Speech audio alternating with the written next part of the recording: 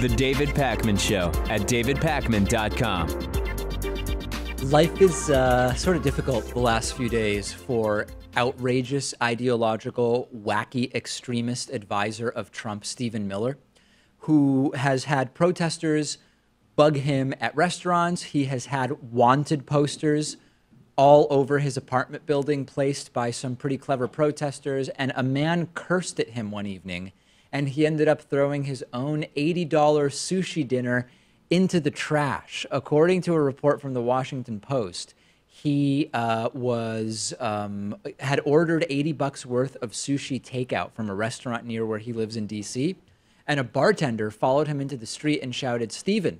And when Miller turned around, the bartender raised both middle fingers and swore at Stephen Miller. And according to an account, Miller then threw the sushi away after he thought that it was possible someone had messed with his food, maybe put some laxatives in there or spit in his food. Who knows what might have been done.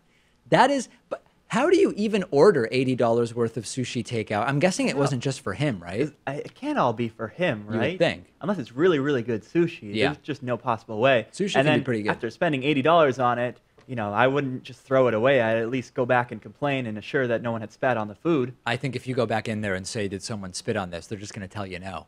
That's true, too. Maybe demand another order and that bartender be taken out. And stand in the kitchen while they prepare it. I've said before, I actually don't think that, there's this idea that cooks are just kind of like lower, sort of less civilized in some way, and it's super likely that at the smallest displeasure with what someone has done or said, that they would start spitting in or sabotaging people's food. I actually don't think it's that likely. I've said before, I think that even cooks who disagree with Trump on policy and Stephen Miller on policy, I think they're mostly professionals who are just going to make the food. And also, they wouldn't necessarily know when in the kitchen who they're preparing the food for, right? You don't know when 5 orders come in. You don't necessarily know that one's for Stephen Miller. Okay, but if it was a cook instead of a bartender who came out and swore at Stephen Miller and flipped him off, I might be more concerned. Would you be more concerned and throw the sushi away? I would. And this is part of why if something really is messed up at a restaurant, I will say something, right? So I've had times where I wasn't ordering sushi. It wasn't supposed to be raw. And I got a piece of fish that was not medium and not medium rare, but it was completely uncooked in the middle. And it wasn't the type of fish that you're supposed to be eating raw. So, I said, this is raw. And they immediately agreed, and they brought me, a cooked piece of fish. But for the most part, it's pretty common that when you go out to brunch, the home fries, they're not making them fresh because potatoes take a while to cook. So they've been made earlier. Yep. And not every brunch place keeps the home fries as hot as I like them. The scrambled eggs, for that matter. Right? Well, I hope that they're making the scrambled eggs fresh. I've not heard of making scrambled eggs hours ahead of time. That would be a little wacky. But after we'll talk about where you're getting pre-cooked scrambled eggs. But if the potatoes are, Pat's vegan, so actually he wouldn't be eating scrambled eggs. That's why he has no idea what's going on with scrambled eggs at brunch places. But if the potatoes come out lukewarm, I'm just going to have the lukewarm potatoes because I don't want to send the entire thing back. I really only make a complaint if it's really serious because I don't want to anger anybody, not just the cooks, but maybe the waiter or whoever. I don't want my food messed with. Yeah, you want to be civil. But maybe when it comes to the Trump administration, there's an argument to be made that we can't be civil anymore, and we shouldn't be spitting in people's food, but maybe make them concerned that maybe their food was spat in so much to the point that they have to throw away their $80 meal. Right. Don't actually spit in it, but just act in a way that would make them wonder whether you spat in it. That's interesting. As you know, Pat, we've been talking about it. There are people who are not pleased with me because I've been saying, without advocating any violence, that it's okay to protest in constitutionally protected ways and make Trump staffers uncomfortable because civility, the calls for civility are kind of bogus when you're caging little kids. And I'm not talking about taking Trump staffers and putting them in cages extrajudicially. I'm just talking about constitutionally protected protests of speech. Most people in the audience agree with me, but some people are not pleased that I'm saying that I think that that's okay. That's something that we're just dealing with. I think it is pretty polarizing. If you're going to be in favor of this uncivility thing, you could also respond by choosing to boycott the restaurant that this bartender worked at. And free market of ideas. Order them to fire the bartender. You know, there are ways to go around this and combat this. You can use speech to counter speech that you don't like. That's the reality of the situation. And I know that some of the audience is not pleased with me on this, but I've not heard a good argument saying we should just be civil.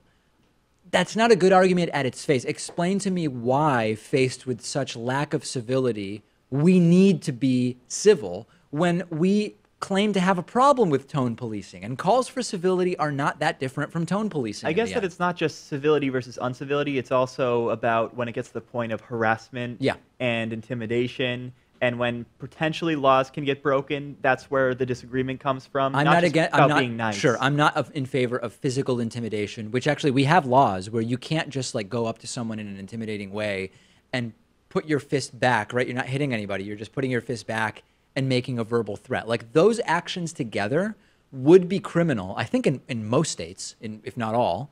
That's not what I'm advocating for, right? But I am saying it's okay to make people who are doing really horrible things to other people, it's okay to make them feel uncomfortable. Okay, the Trump administration is freezing payments that are part of an Obamacare program which protects insurers with sicker patients from financial losses. The idea is the government will reinsure insurance companies when they have sicker patients, and previously insurance companies could say, we're not going to insure these people at all. They could say, we're going to drastically jack up their rates. Part of Obamacare's infrastructure to protect the individuals was to say to the insurers, take on these people, don't charge them more. We will have a fund which we will use to sort of make up for the additional costs you may experience by insuring sicker patients. So we've talked from the very beginning of the Trump administration, if they can't repeal it, there are ways to stop funding elements of Obamacare. And yet again, Trump has not gotten off the topic of repealing Obamacare. That's exactly what they're trying to do here, and it may actually be effective. But I don't think it's really about even fiscal responsibility. It's more just about, you know, reducing regulations, because I think the money came from insurance providers with healthier patients, and that money was redistributed to insurers with more sick patients. Socialism. So, yeah, I guess Communism. It sounds like socialism, but it's not like we're footing the bill. It's not taxpayer funded. It's not, and that's why it's merely about interrupting the infrastructure and about getting in the way of it just working. And they want to be able to say Obamacare has totally failed. A really great way to do that is to make it fail, right? We've talked about this before. If you want it to fail so that you can then take it apart, make it fail by not funding the programs. And that's exactly what they're trying to do. Get rid of the individual mandate, as they did with the tax cut. Yes. By the way, do we have any data yet about the impact of that? I don't think we really do yet. I don't know if it's set in. Doesn't it set in next year? Oh, that wasn't part of the February 2018. I think it's effective next year. Maybe you're right, yeah. That would explain why we've not gotten data about Sounds like both of us have insurance then. I have insurance. I do not. I'm relatively risk averse. I know of people who are so risk averse that they will always get like the most expensive insurance plan so that you know that you'll never have like any expense, but you're paying a ton per month. I'm not that risk averse. I tend to go in the middle where I'm kind of insuring against large possible expenses, but also not choosing the cheapest thing. That's usually my risk sensibility when it comes to most things. When you're younger, right? Sure. I mean, you don't want to bankrupt yourself if some big disease or big surgery has to happen to you. Yes, but, absolutely. You know, and in Massachusetts, actually, I don't know that there are any plans that would, unless you only have very little money, most plans wouldn't allow you to be bankrupted by a big expense because they have maximum yearly outlays. Like you, in a year, you will not have to pay more than X, no matter what treatment you require. Not every state has that on all of their plans. Things are very chaotic in British Parliament right now. British Prime Minister Theresa May, Theresa with an H, by the way, not without the H, who's a British porn star, the way that the White House spelled it. Oh, I read a different article then. Yeah, Pat had different research for the story. She is now in a heap of trouble to keep her government together and to avoid a no-confidence vote potentially against her. Boris Johnson, the foreign secretary, he is resigning. He is resigning abruptly. He did resign abruptly and reportedly over his disagreement with what's going on with the Brexit plan. And former housing minister Dominic Raab has been appointed the new Brexit secretary after the resignation of David Davis Sunday night. That was followed by Boris Johnson's resignation. It is getting very chaotic in the UK. I still am not convinced that Brexit is actually going to happen here. What about a soft Brexit, where there is still trade, free trade between the UK and the European Union? Yeah. It looks like they're heading in that direction. Maybe but so. Maybe that would undermine the will of the voters because they did vote to leave the European Union in 2016. It absolutely, you could absolutely make that case, and I don't ultimately know which configuration will happen. But we've been saying since day one, basically, that this is not a guarantee that it's going to happen. And now Theresa May soon find herself actually fighting for her political life and trying to keep her government together.